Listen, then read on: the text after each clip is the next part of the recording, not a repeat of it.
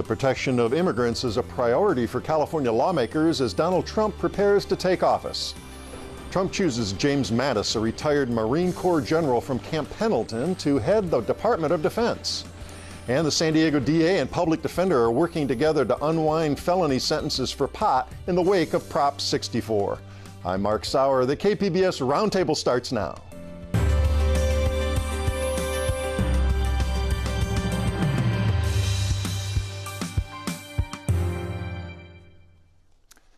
Welcome to our discussion of the week's top stories. I'm Mark Sauer.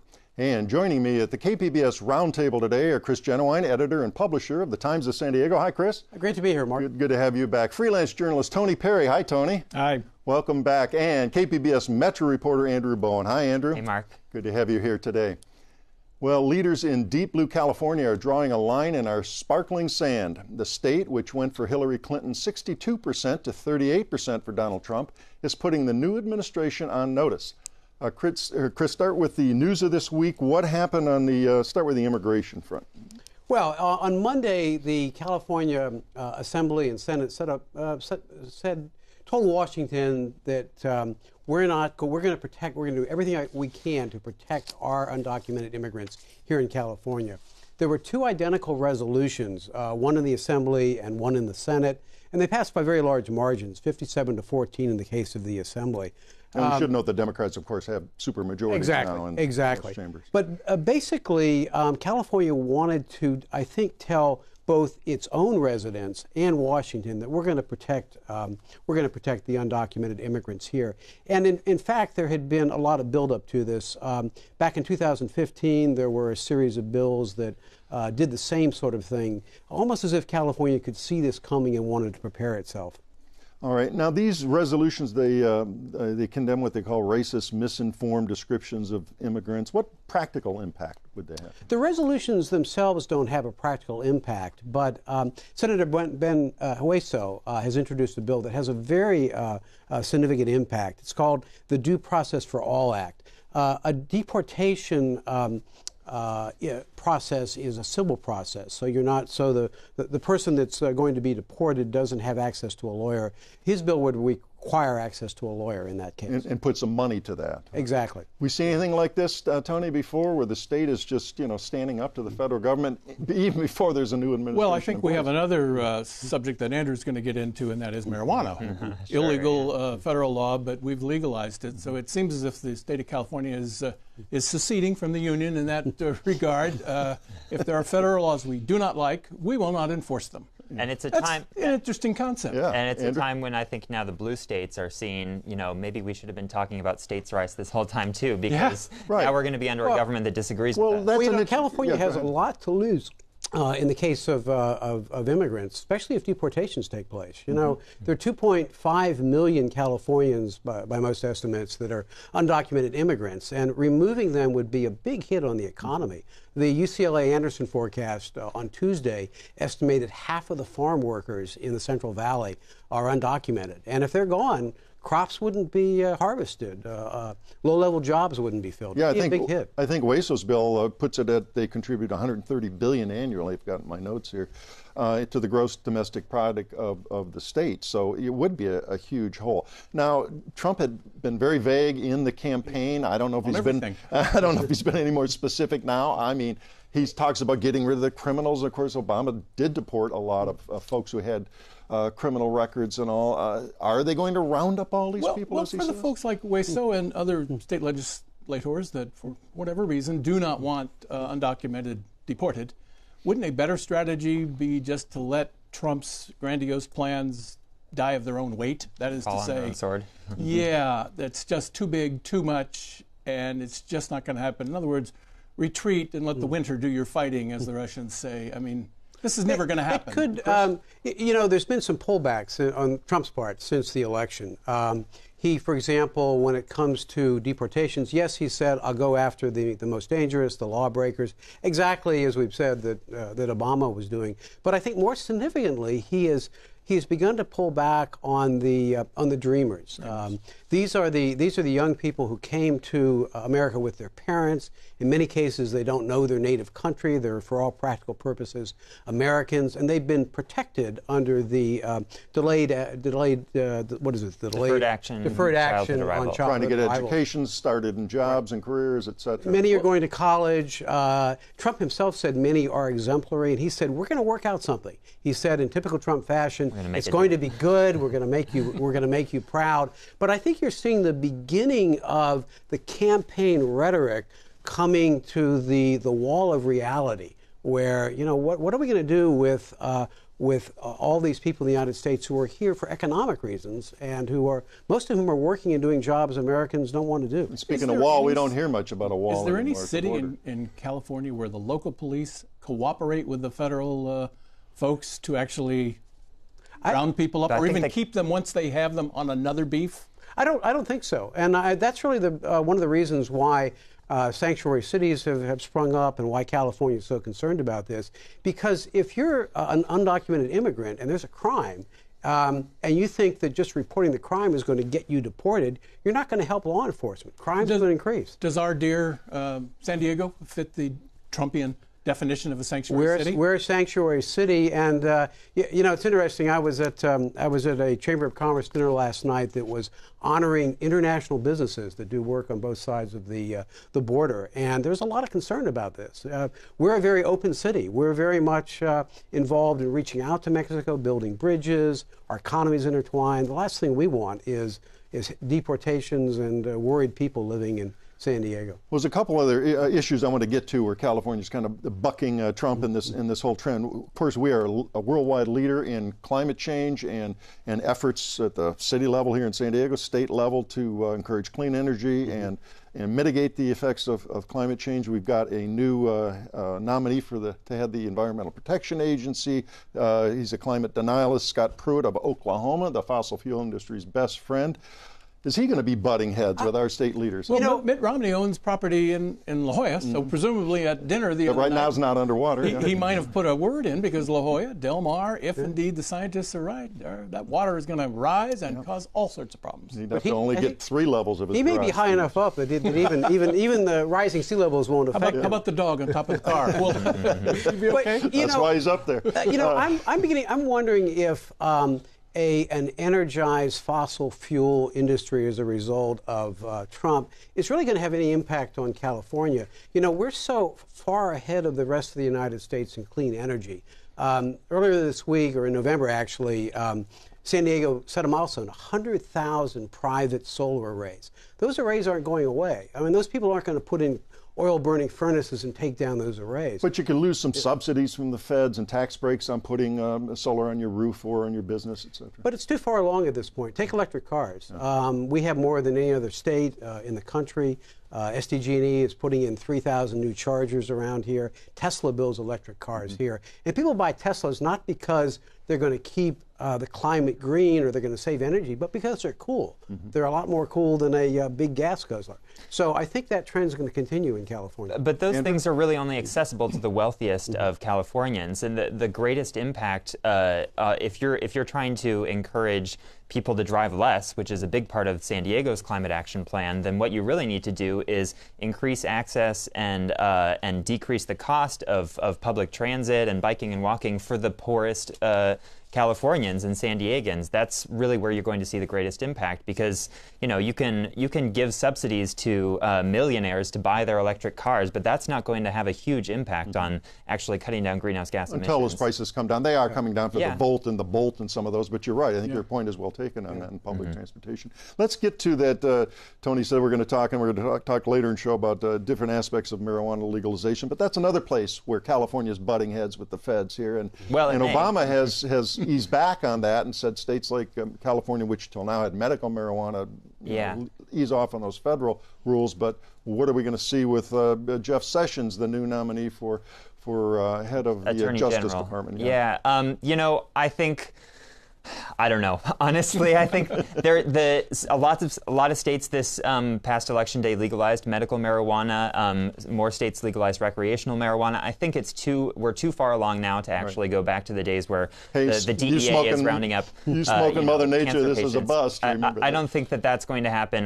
Maybe they'll give it a shot, but I don't think that they have popular opinion on their side, and I think that it would be a waste of political capital for the Trump administration to really start cracking down on marijuana. What about applying for jobs? If I go apply for a job and I pop on the urine test, positive. Well, we have that now, don't we? Hey, we're legal. We pretty much have that now, don't we? Is that going to be pulled back? No, it's still you can still fire somebody for testing positive for marijuana, even in California. And the same is true of alcohol. I mean, if you get tested and you've got a lot of alcohol in your blood, that's going to affect your hiring as well. What if I'm all toked up and I'm weaving on Interstate 5? Still illegal. But that's more problematic because of the testing for the roadside. The cops, they don't have a breathalyzer yet. Not yet. No, we'll see. All right, we'll get more into pot in a minute. We are going to shift gears now to another topic. San Diegans may be more familiar than most Americans with Donald Trump's choice as Secretary of Defense. James Mattis, retired general who led a Marine division in the 2003 invasion of Iraq, served in several command positions at Camp Pendleton, and led local Marines into battle. Now, Tony, Mattis is known as a voracious reader, a scholar, claims he doesn't even have a television set. Indeed. The president-elect is none of those things here. Will this be if he is approved, and we'll get into some of the problems there, is he going to be a good counterweight to Donald Trump's... Well, given that we really don't know what Donald Trump's foreign policy is going to be, military policy is a subset of that. Now, the other day in that speech, which he introduced Mattis, in North Carolina, it seemed to be he was saying, we're not going to run around the world looking for fights to get into. America first. We're going to have a big, strong military. No one will take us on. We'll see how that works. Mattis, you're right. We've kind of always had a big, strong military. Nobody's taken us on. Outspending the next 10 nations. Yeah, it's a bit of a simplistic view of how it's the sort of Woodrow Wilson view, which didn't work all that well in the 1920s. We'll see. Mattis is a very tough guy, as you say, a reader, a scholar. But also known as a mad dog. I don't know where that nickname came from, but it has stuck. And in combat, locate, close, engage, and kill the enemy is everything else is details. And he says for Marines, there are only two types of days: when you're in combat or training for combat. That's a tough guy. But on the other hand, he also does not believe in torture of prisoners. Right. He famously told Trump that. He told, and Trump came out and said, "Who knew?" Yeah, who knew? Who knew? Mattis also brought criminal charges against Marines in a number of locations: Fallujah, Ramadi, Haditha, for misuse, for killing people. Frankly, he also demanded greater rules on treating of prisoners after an incident at a Marine incarceration spot in Iraq. So the image of the nickname is wildly misleading. Now, he does have this problem, as I alluded to, that you have to be out of the military 7 years before you can be the civilian that leads this this big force here. He's not. That's a bit of a relic, according to Leon Panetta, who was a Secretary of Defense. Democrat. That's a relic of post-World War II, when the Department of Defense was created. So he'll probably get this waiver. He'll get the waiver. There'll be some speechifying and some people vote no, but the Republicans certainly aren't going to say no, and most Democrats will. Well, another part of his background, we've talked about commander, led troops into battle, inspiring all of that, but this is a huge bureaucracy with a huge budget. And he really doesn't have the background in leading something of that Well, he nature. has some background. He has worked in the Pentagon as a top aide to a couple of different secretaries of defense under the Clinton administration, actually. But you're right. It's a step up in weight class, as they say in boxing, to go from being an aide to the secretary to being the secretary. And it is the biggest, most intractable bureaucracy in the world. 1 million civil servants. Very hard to fire any of them. It's going to be a chore, and there was a report out just recently, or actually leaked out to the Washington Post just recently, talking about enormous waste. By that, it means too many employees doing too many things. What was the figure? 125 billion, I think, in waste. Yeah, and that story didn't get much traction. No, it didn't, because the Boeing story, with Trump said Air Force One, the new proposal is, he gave a figure that no one else has, and that seemed to take the steam out of that story. These reports about the need to streamline the Pentagon are pretty seasonal. Every couple of years, someone leaks out a report, and yet it goes on.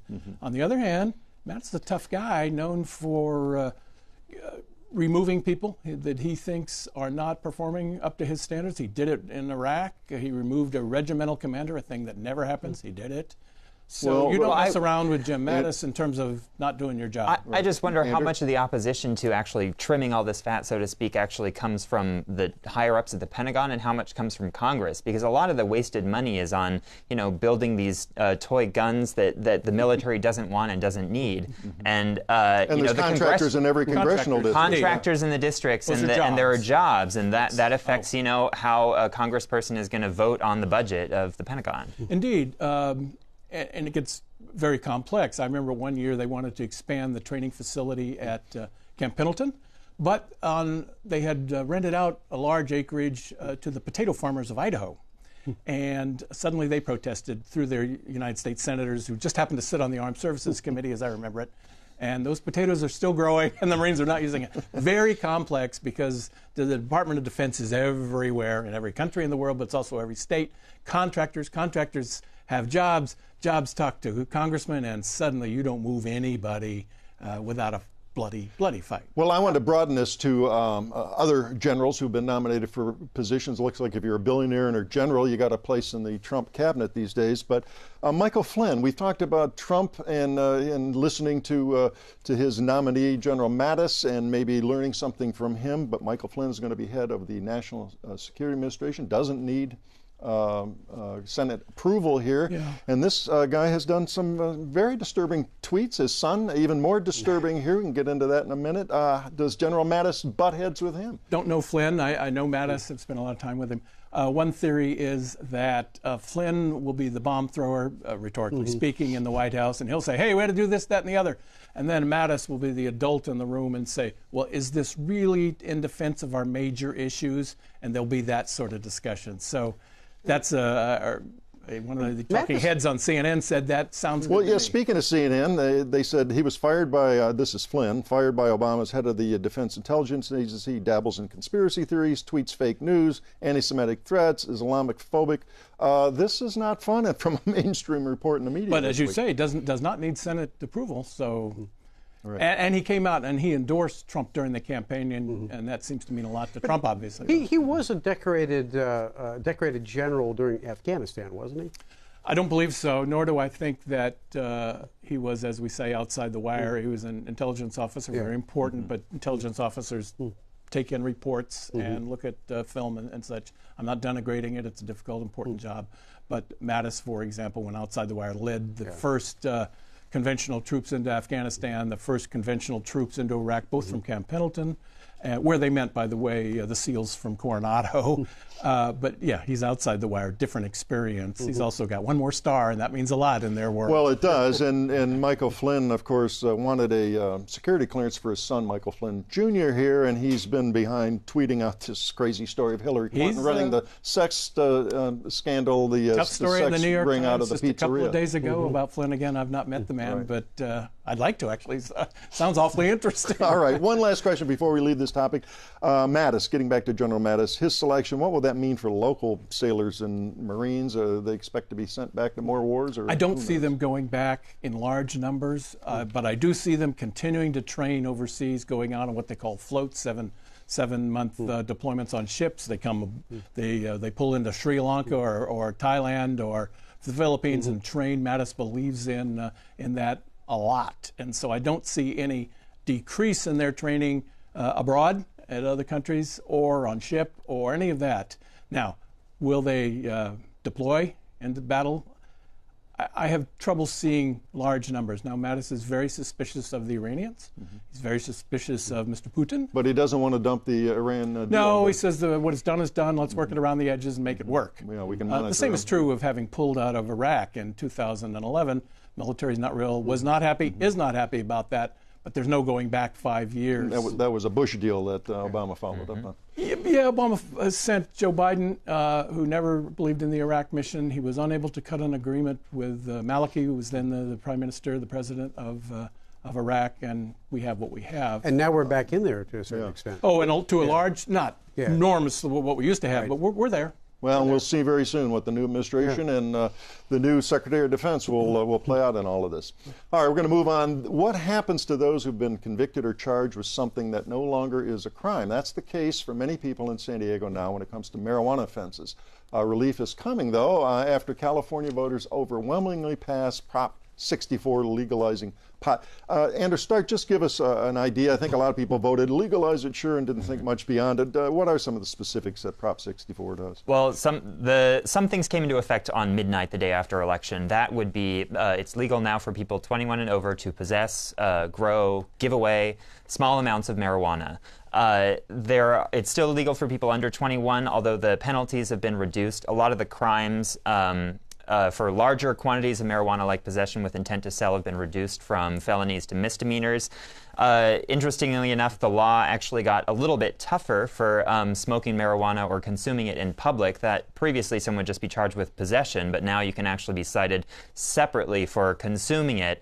It didn't touch the law, like I mentioned earlier, for driving under the influence or for selling marijuana to minors. All right. Now, are the same people who are now selling medical marijuana, are they now going to be selling recreational marijuana? Well, that's an interesting issue that's going to come up. How much time do we have? I mean, so the city of San Diego now has these new regulations proposed for expanding the licenses for medical marijuana dispensaries to also recreational sales.